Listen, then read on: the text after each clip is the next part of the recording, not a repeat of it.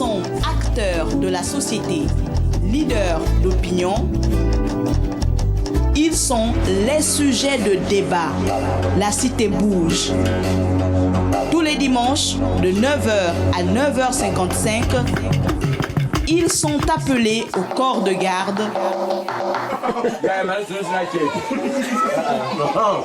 par Maël Manomba pour débattre de ce qui fait l'actualité en direct sur Radio Nour 95 FM.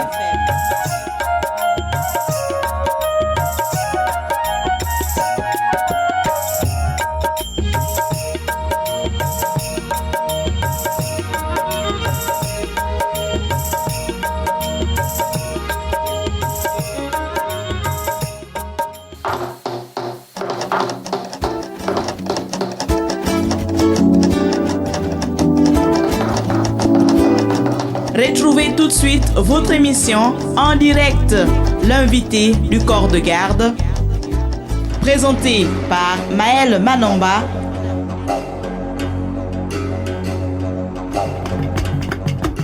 Ils sont appelés au corps de garde pour débattre de ce qui fait l'actualité en direct sur Radio Nour 95 FM.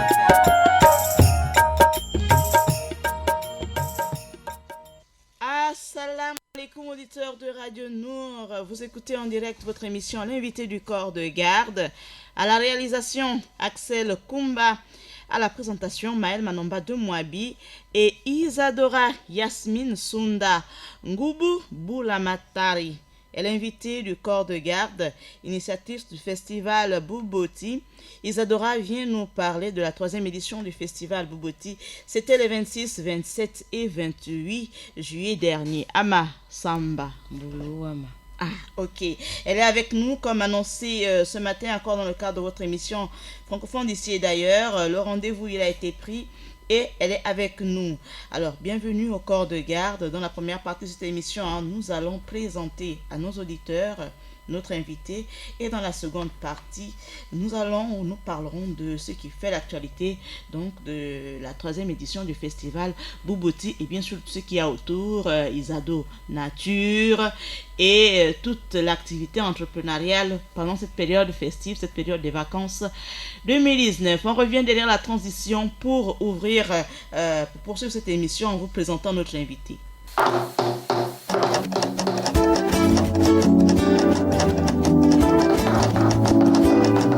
Ils sont acteurs de la société, leaders d'opinion. Ils sont les sujets de débat. Alors, ce qui fait l'actualité culturelle à Libreville au Gabon, c'est la clôture de la 3e édition du festival Bouboti. Isadora Sunda Ngubu Boulamatari est l'initiatrice de ce festival, auteure de l'œuvre La Pensée aux éditions Édilivre à Paris. Ce recueil est une louange à l'Afrique, une prière de remerciement. L'auteur, la poète, montre au monde cette belle Afrique puissante et forte. Bref, elle redore l'image de l'Afrique. Isadora, la femme poète, c'est aussi, ça c'est la partie immergée de l'iceberg. Le public, nos auditeurs, ne connaissent que la femme entreprenante, présidente fondatrice de la marque de produits cosmétiques Isado Naturel, une marque de cheveux et corps, bien sûr, créée en 2016, qui compte parmi les marques Made in Gabon aujourd'hui. Et pour résumer cette biographie en une phrase, l'invité du corps de garde, donc c'est Madame Ngubu Boulamatari. C'est une universitaire diplômée en droit public. Elle est présidente fondatrice de la marque Isado Naturel et initiatrice du festival Bouboti qui est cette année à sa 3e édition. Donc voici ce qu'il faut retenir s'agissant de la présentation de notre invité. Y a-t-il quelque chose qu'on n'a pas dit, que tu souhaiterais qu'on dise ou qu'on a mal dit? Non, peut-être le nom du propriétaire qu'il faut rectifier. Parce que je suis sûr qu'il est en train d'écouter l'émission et puis voilà. C'est Ngundu. Ngoudou. Ngundu, donc... Ah oui, Ngoudou. Ngundu. Ngoudou Boulamatari. Ngundu. Donc Ngundu. N-G-O-U-N-D-O-U. On se dit Ngudu. Ngundu. Gundu. Voilà. Ok, d'accord. Avec les noms bantous, j'ai souvent quelques problèmes. Encore Ouais. désolé. Non. Ta, Bodje, Kokolo, Yato, Vadiam. Ne nous pose pas de palabres. Vraiment désolé. Donc, au-delà de ça, rien d'autre à ajouter ou à rectifier. Non, Maël, tout est dit, tout est là. Je pense que effectivement, le décor est planté. Je m'appelle effectivement Isadora Sunda et depuis quelques mois, Ngundu Blamatari. Et effectivement, on est sur la 3e édition du Festival Bouboti qui a eu lieu du 26 au 28 juillet, qui, Dieu merci, tout s'est bien passé. On a davantage pris de plaisir à découvrir et redécouvrir tout ce que les Gabonais, dans leur passion, on va dire désormais du travail, leur amour des matériaux locaux, ont pu nous faire découvrir au travers de leurs pièces, de leur travail, au travers de tout ce qu'ils ont à présenter davantage au public chaque année. On a pu se rendre compte qu'il y a davantage de jeunes talents, non seulement des artisans, mais aussi des entrepreneurs de manière générale. Parce que, faut dire que l'entrepreneuriat a toujours été entrepreneuriat. C'est seulement nous, aujourd'hui, depuis quelques années, qui essayons de formaliser ceci. Parce qu'un menuisier, depuis 50 ans, qui fait de la menuiserie depuis des années, n'a pas forcément eu connaissance de ce terme-là, entrepreneur. Mais aujourd'hui, quand on essaie de formaliser, de comprendre et de développer l'expression, le nom et l'appellation, on se rend compte qu'en fait, tous ceux qui exercent des métiers de manière libérale ont toujours été des artisans, ont toujours été des entrepreneurs, pardon, mais dont on n'a pas forcément eu toujours connaissance. Alors, maman Isadora, on va t'appeler comme ça, on est au corps de garde. Dans notre pays, les parents, hein, quand ils envoient leurs enfants à l'école, ils espèrent qu'ils deviennent, au terme de leurs études, des médecins, des avocats. Tu t'es intéressé très jeune déjà à l'entrepreneuriat. Comment s'est fait, on va dire, le bras de fer? Parce que c'est sûr que c'était pas facile. Hein. Oui, je pense que j'ai eu de bonnes oreilles pour m'écouter et une bonne main pour m'accompagner aussi, donc notamment celle de la famille, parce qu'effectivement j'ai étudié le droit et sur tous les plateaux, moi je le dis aujourd'hui, je n'exerce pas et je ne regrette pas. Je pense que je me serais ennuyée dans un tribunal en toge à défendre quelqu'un ou à défendre un dossier quelconque et ça aurait été un gros gâchis, je pense. Aujourd'hui, je suis dans le domaine culturel, enfin, c'est très vague, mais plutôt artisanal, parce que j'aime que les gens soient réunis autour d'une cause. Et pour moi, ma cause, c'est l'artisanat. J'aimerais davantage que la profession artisanale soit rendue chic, que les gens les enfants, que les jeunes, que les nouvelles générations aient envie d'être artisans. J'ai un exemple que je donne tout le temps, c'est la profession d'artisan boulanger en France ou ailleurs en Europe. Un artisan boulanger est perçu comme quelqu'un qui fait du bien autour de lui, parce qu'il se lève très tôt le matin pour pétrir la pâte, pour faire ceci, pour faire cela, et ensuite donner à manger aux gens. Les gens ont acheté ce service, ce produit-là qui est du pain, mais derrière, il y a du travail. Et du savoir-faire, il y a beaucoup de choses que la nous passion, exactement sur tout ça. Et donc, nous, on n'a pas forcément cette culture de la boulangerie, mais on a quand même du bois, on a du raffia, on a tout ce qui existe, mais dont je n'ai pas forcément là en on a tête. des fruits, on a des plantes, Exactement, on a un les terre très racines. riche. Ça veut dire que derrière, on peut devenir artisan vannier. C'est pour ça que d'ailleurs, au Festival Bouboti, au-delà de la vente, au-delà de l'exposition, on met en place des ateliers pour que les enfants et les parents comprennent qu'il y a des choses à faire pour nous, pour notre pays. Si un enfant vient au festival, il découvre ce que c'est que le métier de cuisinier, parce qu'il y a cet atelier-là, je pense que dans 10-15 ans, s'il est bien encadré, il peut dire à ses parents, je sais lire, je sais écrire, je sais compter, je veux devenir cuisinier. Et que dans l'esprit et la compréhension des parents, ce ne soit pas un choc. De dire, j'ai envoyé mon enfant à l'école pour devenir ingénieur pétrolier, ingénieur manganèse, ingénieur or, ferraille et tout le reste. pour moi, c'est une trahison. Que le parent comprenne que l'enfant est plus disposé à faire ceci qu'à faire cela.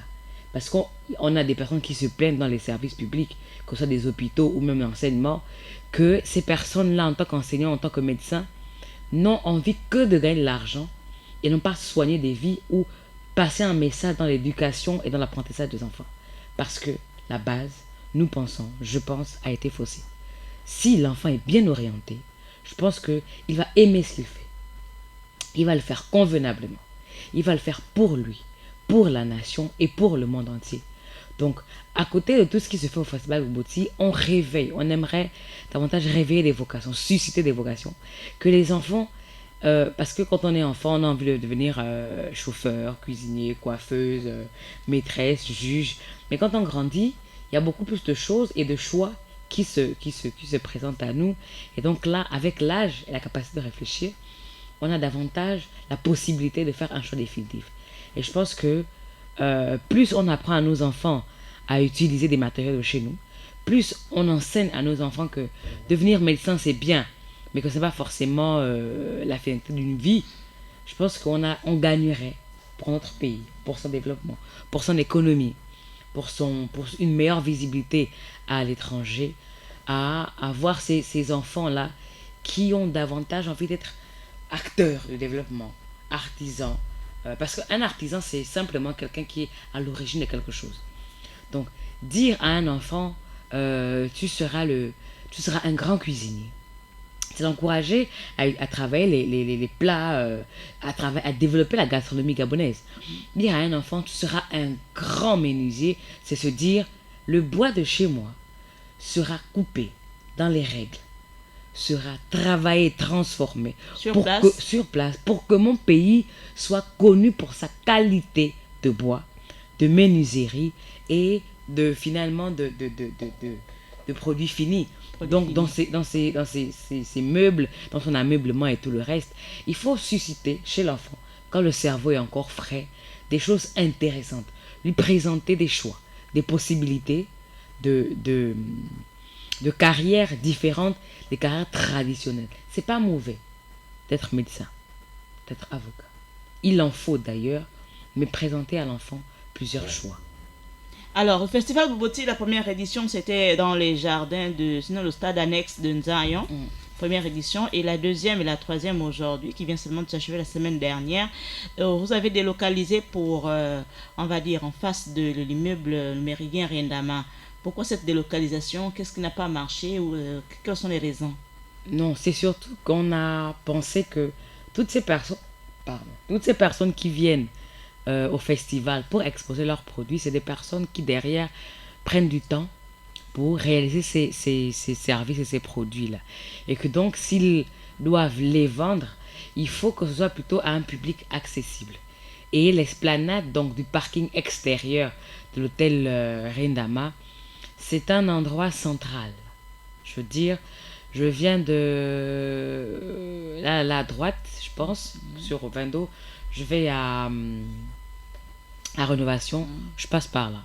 Je viens d'Akanda, je vais à Toulon, voilà, je passe par là. Ça permet donc une meilleure visibilité des artisans, d'écouler, la facilité d'écouler le produit et là aussi la possibilité d'accès. Parce que nous avons c'est un très grand quartier, qu'on aime d'ailleurs tous, sauf que avec les difficultés qu'on a souvent à rallier d'un quartier à un autre, il n'y a pas forcément cette capacité-là au public gabonais, de venir découvrir, passer du temps. Il faut se presser de rentrer parce qu'on est dans Nzayon, les embouteillages et autres. Alors que sur les voies du Méridien, du Rendama, on a cette possibilité-là d'avoir un taxi plus facilement. Est-ce que ça veut dire que le bilan en termes de chiffre d'affaires, de vente de la première édition comparativement à celle des deux dernières éditions, celles des deux dernières éditions sont satisfaisantes? Oui, c'est-à-dire qu'au vu des retours des exposants, on est plus satisfait effectivement d'être sur cet emplacement-là, qui est très central, très visible, plus facile à accéder qu'autre chose. Et donc, du coup, pour nous, effectivement, après qu'on ait fait un sondage sur la page, cette esplanade-là est le meilleur endroit indiqué pour des ventes. Voilà. Alors, parmi les expositions, sinon parmi les exposants, Isado Nature. Donc, ce qui est tout à fait normal, il faut montrer l'exemple. Tout à fait. Alors, donc, quelle est la vision justement de cette marque de produits cosmétiques? Alors, Isado Naturel est plutôt dans l'optique de ramener les femmes à se dire que l'état réel de mes cheveux, c'est l'état crépus. Naturel. Donc, l'état naturel. Donc, aider, accompagner dans, on va dire, le traitement des cheveux, faciliter l'aide pour que les femmes n'aient plus forcément recours ou pour elles ou pour leurs enfants à tout ce qui est crème défrisante. On aimerait que les femmes comprennent que la simple huile d'arachide à la cuisine peut aider à entretenir le cheveu, peut aider à peigner le cheveu, peut aider à ce qu'on veut faire comprendre, parce que en général nos ingrédients sont des ingrédients basiques, notamment l'huile de coco, l'huile de maningou, le beurre de karité. Et même aujourd'hui, on a développé un lait capillaire à base de gel de gombo. Il faut préciser quand même à nos auditeurs, ils ont entendu l'huile de maningou, c'est l'amande de noix de palme chauffée à très très forte température, de préférence au feu de bois, hein, s'il vous plaît. Donc là, bien chauffé, et puis une fois on a chauffé tout ça, l'huile et voilà. Puis voilà. Donc c'est simplement dire aux femmes déjà d'accepter le fait que leurs cheveux soient comme ça. Parce que celles qu'elles ont envie d'imiter par rapport aux standards de beauté de manière générale dans les magazines et la télévision sont leurs cheveux. Sont leurs cheveux à eux, qui sont de type caucasien en général, ou asiatique, parce que elles sont européennes, asiatiques et tout le reste. Là, on s'adresse aux adeptes des brésiliennes. C'est pas mauvais, on va pas non plus embrigader tout le monde dans notre façon de voir. On aimerait faire comprendre que au bout de 3 mois, par exemple, on a ce qu'on appelle la repousse. Mais pourquoi la repousse intervient? Parce que l'état naturel du cheveu apparaît. C'est-à-dire, moi, c'est mon territoire. Et donc, je reviens. On a beau défriser. On a beau faire ceci, on a beau faire cela. La repousse justement pour dire que ça, c'est mon territoire et que moi, je reviens. Donc, pour aider à cela... C'est bien dit. Hein? Pour qu'elle se rende compte, effectivement, qu'il faut... Elle ne peut pas lutter contre la nature. Pas du tout. C'est exactement ça, Maëlle. C'est-à-dire qu'il faut s'y faire. Et pour ça, on accompagne donc les personnes, donc les femmes à revenir à ceci, à accepter, à pouvoir avoir la facilité de traiter leurs cheveux, que ce ne soit plus un casse-tête chinois, que ce soit plus des casse-peignes, parce qu'on sait très bien que le cheveu crépus aussi a de réputation. Mais c'est parce qu'il y a 10, 15, 20 ans, on n'avait pas forcément ces informations-là. On n'avait pas forcément cette culture-là. On n'avait pas forcément. Nous, on avait... Il faut ramollir le cheveu. Mais à quel point, à quel prix et pourquoi en réalité? Aujourd'hui, on comprend très bien qu'on n'a pas été assez éduqué, qu'on n'a pas été assez informé, que tout ce qu'on avait, c'était de quoi tuer nos cheveux, de manière générale, et qu'aujourd'hui, on va un peu casser cette barrière-là. On n'est pas en guerre contre ceux qui défrisent leurs cheveux. On va faire passer le message selon lequel les standards de beauté, de manière générale, ne sont pas forcément les bons. Il faut comprendre et accepter que nous sommes noirs, que l'état de nos cheveux, c'est celui-là, qu'elles sont blanches. Et que nous pouvons aussi nous-mêmes influencer les standards de beauté. Exactement. Et que l'état de leurs cheveux, c'est celui-là.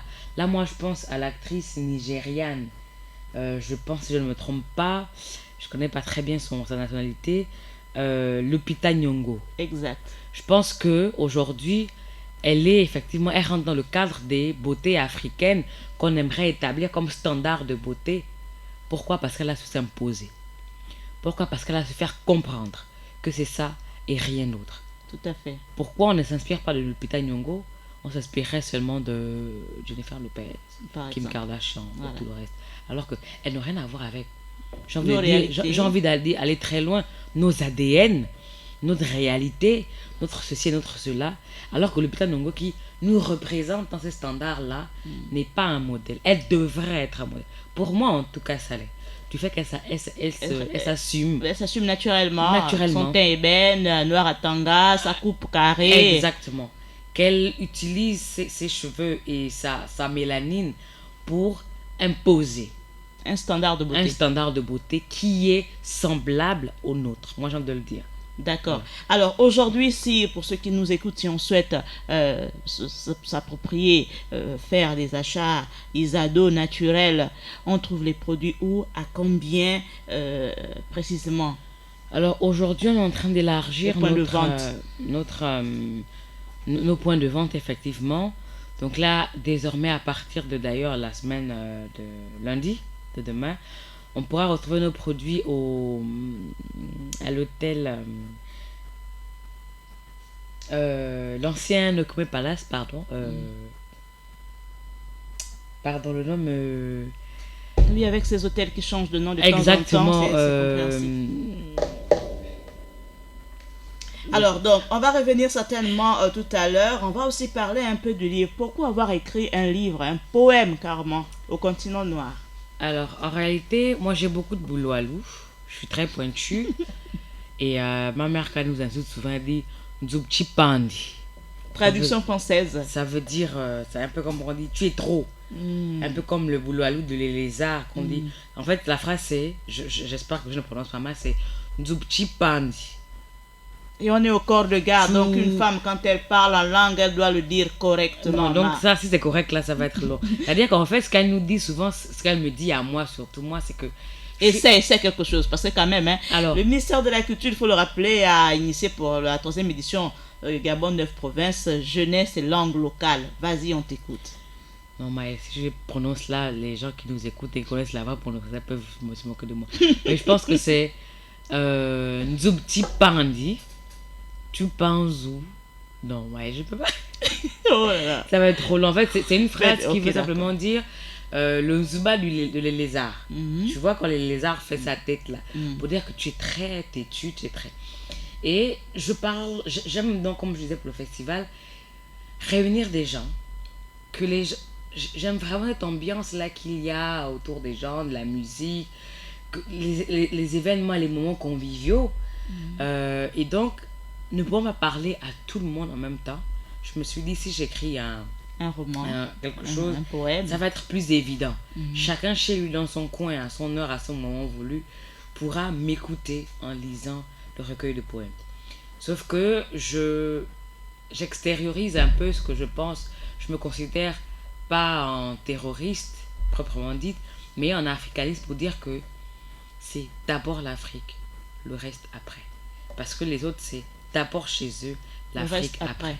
Et donc, pour moi, dire dans ce recueil de poèmes, de 13 poèmes, que l'Afrique a eu tout ce qu'elle a eu, des guerres et tout le reste, mais qu'en réalité, ces guerres sont simplement des moments de réflexion pour ces enfants, de se dire, on a mal fait, on rectifie le tir.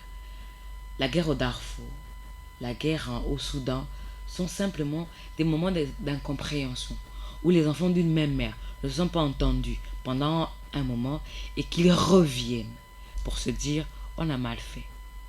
Il y a eu beaucoup d'incompréhension, mais je suis toi, tu es moi, et donc on a intérêt pour nous-mêmes, pour que les autres soient davantage derrière nous, à marcher ensemble. Donc c'est plutôt utiliser tout ce qui a marqué l'Afrique de manière négative à la marquer aujourd'hui de manière positive. Voilà.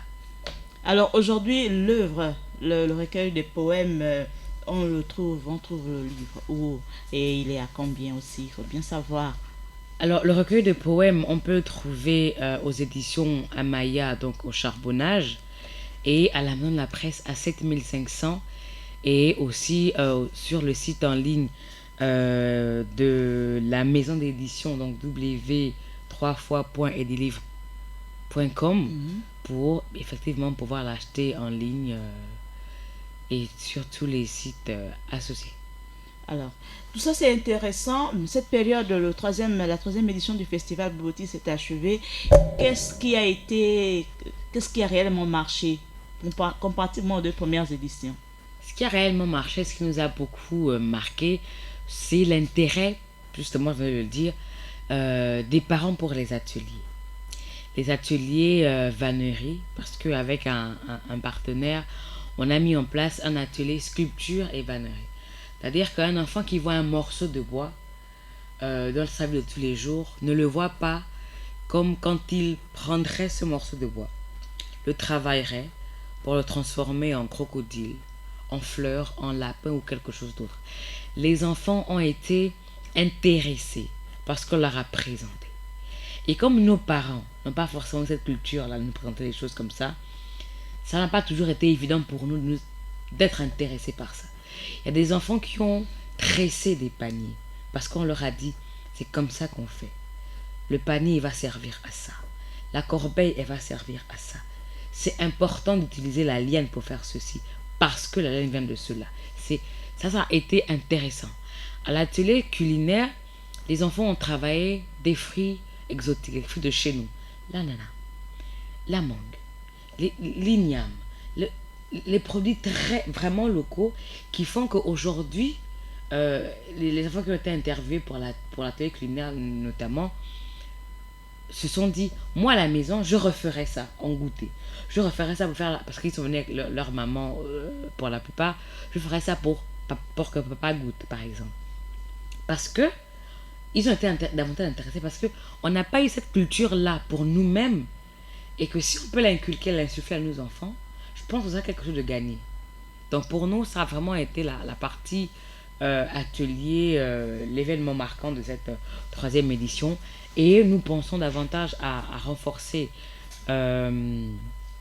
les ateliers, à en rajouter davantage, des ateliers qui touchent uniquement sur l'ethnique et le local, l'artisanat à proprement dit, pour que... en quelque sorte des cellules d'initiation aux enfants. C'est exactement ça. Artisanales. Sauf qu'effectivement, pour 3 jours, ce n'est pas toujours suffisant. Mais si on peut rêver quelque chose chez quelqu'un, pour nous, c'est 10 000 fois quelque chose de gagné. Alors au niveau des participants, on a vu des stands avec quand même, au niveau des partenaires, j'allais dire, on a vu des stands très colorés, notamment la présence d'un partenaire que je ne vais pas citer ici, avec votre permission, peut-être vous allez le faire. Ces partenaires-là, réellement, comment s'est fait les prises de contact, le managerial, comment être en arrivé là? Et ça donne l'impression que au fur et à mesure, là, l'évolution de ce festival, ça devient un grand festival à plein de sous. Effectivement, enfin, je veux dire que la première édition, la première fois, on se demande c'est quoi cet événement? Qui porte le projet? Pourquoi? Et donc, les gens sont, je veux dire, réticents un peu pour accompagner. Ce n'est pas le ministère de la Culture ou autre chose. C'est une initiative privée. Donc, les entreprises locales ont un peu du mal à mettre la main à la balle pour accompagner. Sauf que si ce genre d'initiative, justement, privée, de jeunes qui veulent se lancer, n'est pas soutenue, je pense qu'elle ne sera pas pérenne et que ça va mourir si les porteurs de projets ne sont pas eux-mêmes assez forts pour ne pas baisser les bras. Parce que c'est toujours des non. C'est-à-dire que c'est sur 10 réponses, c'est 10 non et 1 oui. Et à ce moment-là, il faut être très fort. Il faut être très énergique pour dire que je ne baisse pas les bras, je continue. Donc au bout de 3 ans, je pense que les gens ont appris à nous faire confiance et à se rendre compte que ce n'est pas forcément de l'argent dont on a besoin, ça peut être de l'accompagnement matériel. D'où effectivement ces stands colorés, de ces personnes, de ces entreprises qui disent bon, on va les accompagner pour qu'ils ne soient pas exposés au soleil, on va leur mettre des tentes, des parasols et tout ce dont ils ont besoin pour que les exposants, ceux qui viennent assister au festival, soient à l'ombre. Mais moi je pense qu'aujourd'hui, le fait que ce ne soit pas le ministère doit interpeller justement les entreprises, de dire que à part les autorités compétentes, il peut donc avoir des personnes individuelles ou des regroupements de personnes qui ont envie de faire des choses et nous on doit, je veux dire, il n'y a pas d'obligation, mais ce serait bien que d'un commun accord, d'un seul homme, d'une seule entreprise, d'une seule volonté, ces entreprises-là, ces grandes entreprises-là, continuent de nous accompagner pour pouvoir effectivement impacter l'écosystème culturel au Gabon. Parce que c'est une chose de nous dire votre projet est intéressant, mais pourquoi vous n'accompagnez pas? Donnez-nous les réponses afin que pour les prochaines fois, nous puissions améliorer pour avoir des dossiers et des présentations convenables pour que le projet soit davantage viable. Beaucoup de festivals, sinon toutes les grandes activités à l'échelle nationale se concentrent toujours à la capitale. Pourtant, le Gabon, c'est 9 provinces. À quand certainement une délocalisation ou alors une représentation du festival qui se tiendrait à la fois à Libreville et en même temps, pourquoi pas sur les bords de la Bagnou? Alors, beaucoup effectivement, de personnes appellent chaque année pour demander mais pourquoi vous ne venez pas à l'intérieur du pays? Pourquoi? Les réalités sont celles-là. On a du mal déjà à l'organiser sur Libreville.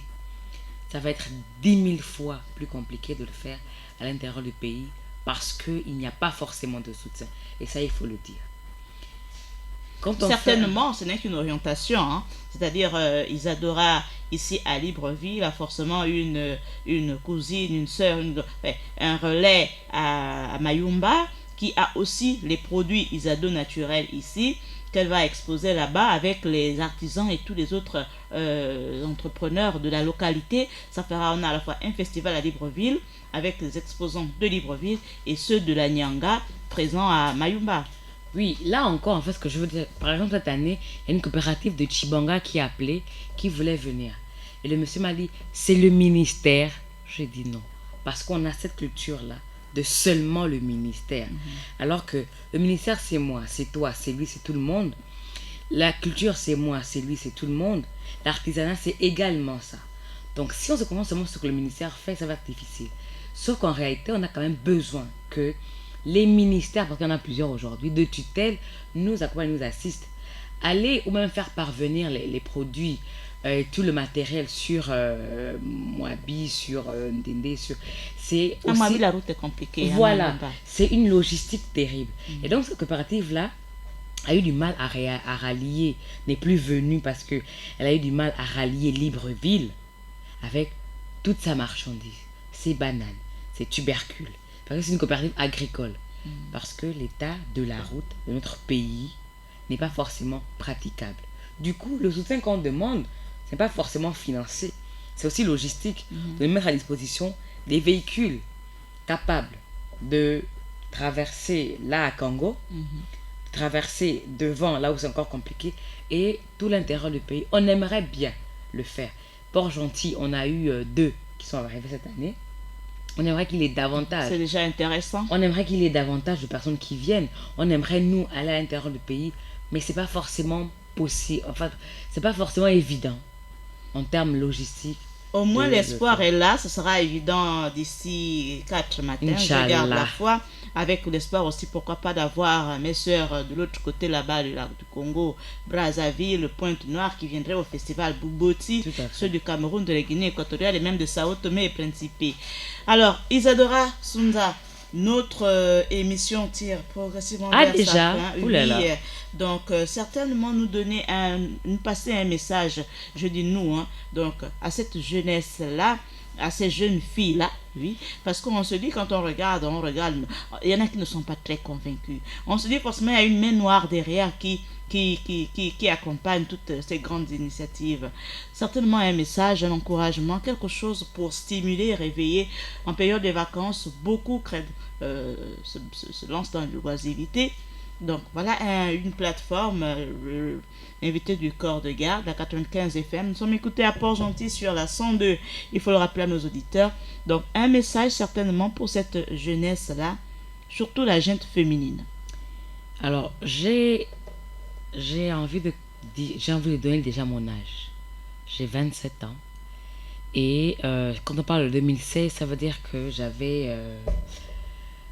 on est en 2019, donc j'avais 23 ans par là. Et c'est là que je me suis lancée. Il n'y a pas de main noire, il y a beaucoup de volonté. Il y a de la force derrière. Parce que quand on veut se lancer, on peut aussi partir à la guerre seul. Il faut être armé, s'entourer de bonnes personnes, s'entourer de personnes capables de nous assister, de nous soutenir. Mais ce ne sont pas forcément des mains noires, c'est des jeunes comme nous, notre entourage, notre famille, des jeunes avec qui on allait à l'école, des personnes avec qui on passe des nuits blanches à réfléchir simplement et à se dire, si on n'a pas d'argent, on peut au moins avoir telle chose. l'argent, ce n'est pas tout. L'argent, c'est bien. L'argent aide à réaliser des projets, mais ce n'est pas Il y en a forcément qui ont beaucoup d'argent, mais qui n'ont aucun qui projet. n'ont aucun projet. Exactement. Il faut donc avoir déjà la bonne idée, le bon entourage, les bons canaux. Et les bons canaux sont les canaux capables de nous faire avancer. Les mains noires, moi, je n'en connais pas beaucoup. Sinon, au Festival Bouboti, on en sortirait avec des salaires après événement, mais souvent, on en sort avec des petites dettes parce que, comme on n'a pas eu de soutien, on essaie d'avancer. Un exemple de dette. Et peut-être l'occasion à un partenaire répondra favorablement pour régler la facture. En général, c'est des dettes sur le matériel, les tentes et les chaises louées qui sont payées plusieurs mois après parce qu'il faut qu'on travaille sur d'autres événements pour pouvoir revenir et payer ces dettes-là.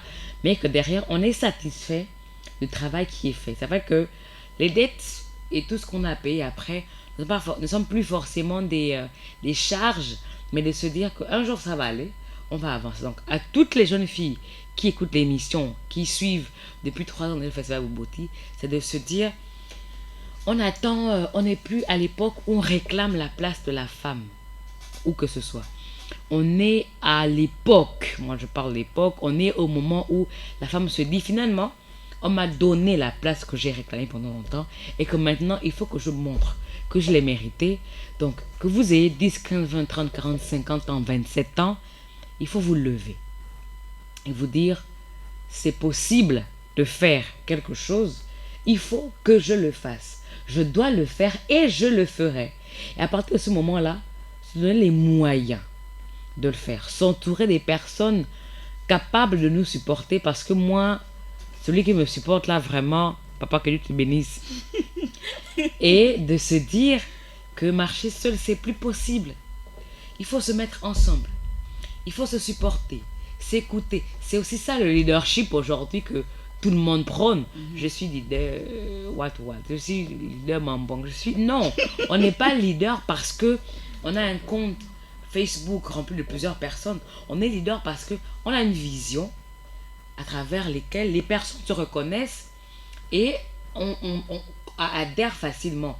Moi aujourd'hui, j'ai envie que les artisans gabonais soient des professionnels.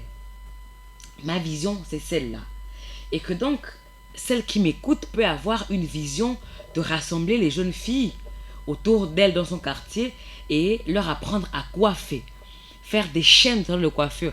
Ça peut être tout et n'importe quoi. Mais aujourd'hui, il faut forcément faire quelque chose. Il ne faut plus attendre quoi que ce soit de quelque chose. C'est plus possible du tout.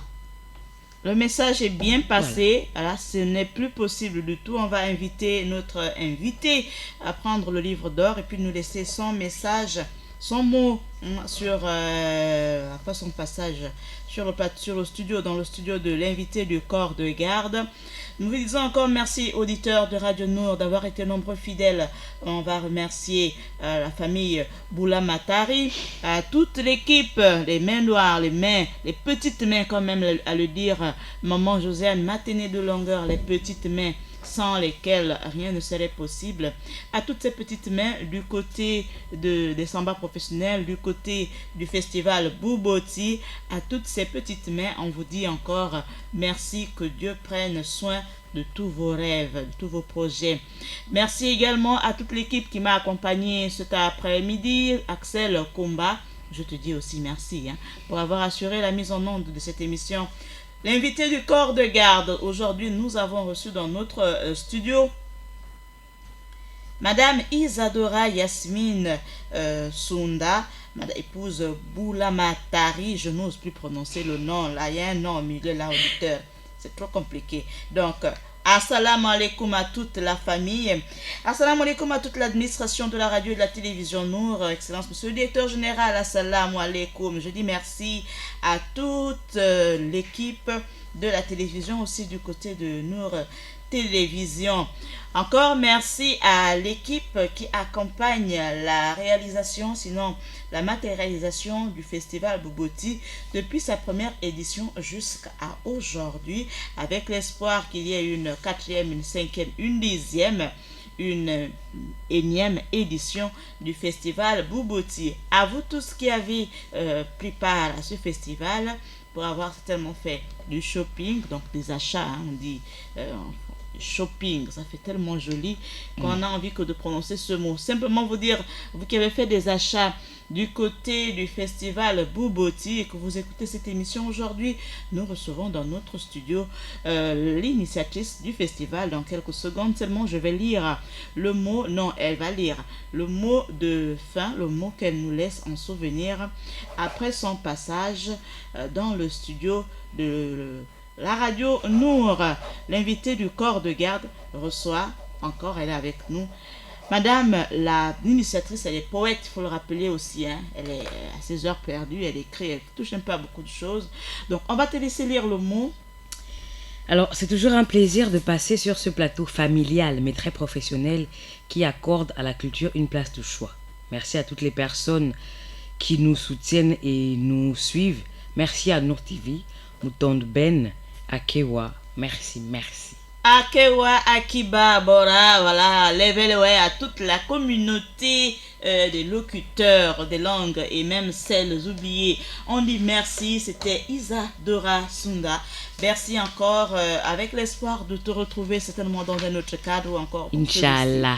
Inch'Allah. Alors, à la maman, oui, à maman Isadora, la maman de Madame Isadora avec nous ici dans ce studio, Mani Outindiliboti Adineni. Voilà, je t'envoie un grand merci pour nous avoir mis au monde un jour cette dame qui aujourd'hui accompagne la réalisation de ce festival pour la promotion de la culture, de l'artisanat, de l'épanouissement de l'entrepreneuriat, on va dire made in Gabon, à tous les passionnés de tous ceux qui sont décidés aujourd'hui, elles sont nombreuses hein, sur la toile, revenir Napi. Voilà, pour la petite histoire, je connais une dame très affairiste du côté du Canada, elle c'est Madame Léa Kaba du côté du Canada qui a décidé comme ça de devenir une Napi et puis tout le monde a liké pour dire dis donc félicitations. Donc je me suis dit ah ouais, dès qu'elle arrive à Libreville certainement elle fera, avec plaisir. Voilà, elle fera un tour du côté de laboratoire Isado naturel. Merci à Kiba Diboti, bon confort d'écoute. Cette émission, vous pouvez la réécouter ce soir à 22h et sur nos chaînes en ligne YouTube et notre page Facebook. Comme prévu, voilà, elle a fait le déplacement, elle est avec nous, Isadora Naturel. On se donne rendez-vous dimanche prochain avec un autre invité pour nous parler de l'organisation d'un événement. Ce sont des jeunes. Tout au long de la semaine, le temps de rafistoler, de caler les rendez-vous, de confirmer, vous aurez le nom du prochain invité au plus tard jeudi prochain pour l'invité du corps de garde le dimanche 11 août. Bon confort d'écoute.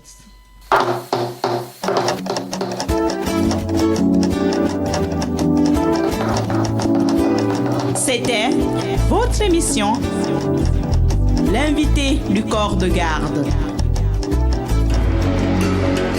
Présenté par Maël Manomba. Ils sont appelés au corps de garde pour débattre de ce qui fait l'actualité en direct sur Radio Nour 95 FM.